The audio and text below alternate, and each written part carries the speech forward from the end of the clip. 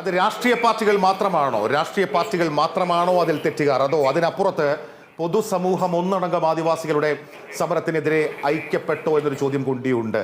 ഇക്കാര്യങ്ങളൊക്കെ വിശദമായി പഠിച്ചിട്ടുള്ള നിരീക്ഷിക്കുന്ന ശ്രീ സണ്ണി എം കപ്പിക്കാട്, അങ്ങേക്ക് എന്തു തോന്നുന്നു? എന്താണ് ശരിക്കും 20 വർഷം മുമ്പ് ആ സമരത്തോട് നമ്മുടെ കേരളത്തിൻ്റെ പൊതുസമൂഹത്തിനുണ്ടായ ഒരു സമീപനം എന്തായിരുന്നു ശ്രീ സണ്ണി എം കപ്പിക്കാട്?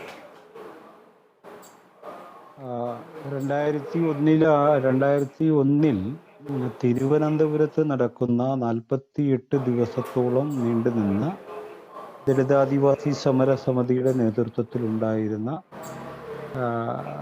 കുടിൽകെട്ടൽ സമരത്തിൽ അതിൽ നേരിട്ട് പങ്കാളിയായ ഒരാളും ആ എഗ്രിമെൻറ്റിൽ AK ആൻ്റണിയുമായി ഉണ്ടാക്കിയ എഗ്രിമെൻറ്റിൽ ഒപ്പുവെച്ച ഒരാൾ കൂടിയാണ്.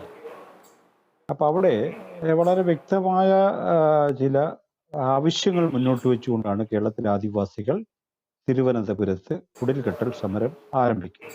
ഒരു തിരുവോണ ദിവസമാണ് ആരംഭിക്കുന്നത്. നീണ്ട 48 ദിവസം സമരം നടന്നു.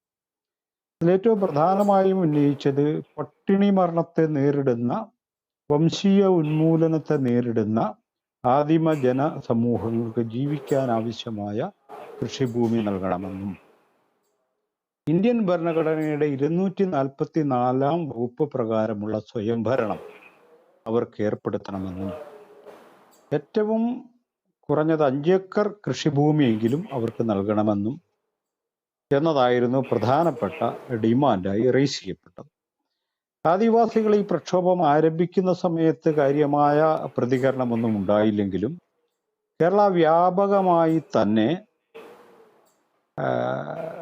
ദളിത് വിഭാഗത്തിൻ്റെ ഇടയിൽ നിന്നും ആദിവാസി സമൂഹത്തിൻ്റെ ഇടയിൽ നിന്നും പൊതുസമൂഹത്തിലെ മനുഷ്യസ്നേഹികളിൽ നിന്നൊക്കെ വ്യാപകമായൊരു പിന്തുണ ആ സമരത്തിനുണ്ടാവുകയും ചെയ്തിരുന്നു.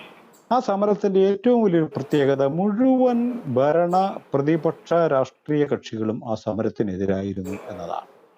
സാധാരണ നിലക്ക് AK ആന്റണി ഭരിക്കുമ്പോൾ ആദിവാസികൾ പ്രക്ഷോഭം നടത്തുമ്പോൾ പുറത്തു നിൽക്കുന്ന പ്രതിപക്ഷം ആ സമരത്തെ പിന്തുണയ്ക്കേണ്ടതാണ്. എന്നാൽ ഈ കാര്യത്തിൽ അത് കണ്ടില്ല.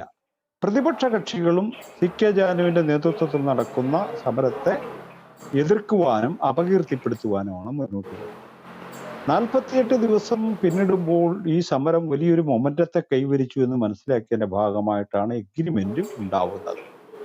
ആ എഗ്രിമെന്റിൽ അവൈലബിലിറ്റി അനുസരിച്ച്, ലഭ്യതയനുസരിച്ച് 5 ഏക്കർ ഭൂമി വരെ ആദിവാസികൾക്ക് കൊടുക്കുമെന്നും 244 വകുപ്പ് പ്രകാരം സ്വയംഭരണം പ്രഖ്യാപിക്കുവാൻ കേന്ദ്ര ഗവൺമെന്റിനോട് ആവശ്യപ്പെടുമെന്നും അടങ്ങിയ വളരെ കൃത്യമായി എഴുതി തയ്യാറാക്കിയ ഒരു എഗ്രിമെന്റിലാണ് CK ജാനുവും ഗീതാനന്ദനും ഞാനും അടക്കമുള്ളവർ ഒപ്പുവെക്കുന്നത്. എന്നാൽ ആ എഗ്രിമെന്റ് നടപ്പിലാക്കാൻ തയ്യാറാവുന്നില്ല. AK ആന്റണിയുടെ ഗവൺമെന്റ് തയ്യാറാവുന്നില്ല.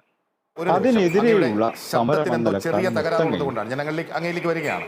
അങ്ങയുടെ ശബ്ദത്തിന് എന്തോ ചെറിയ തകരാറുള്ളത് പരിഹരിച്ച് അങ്ങയിലേക്ക് തന്നെ വരുന്നു.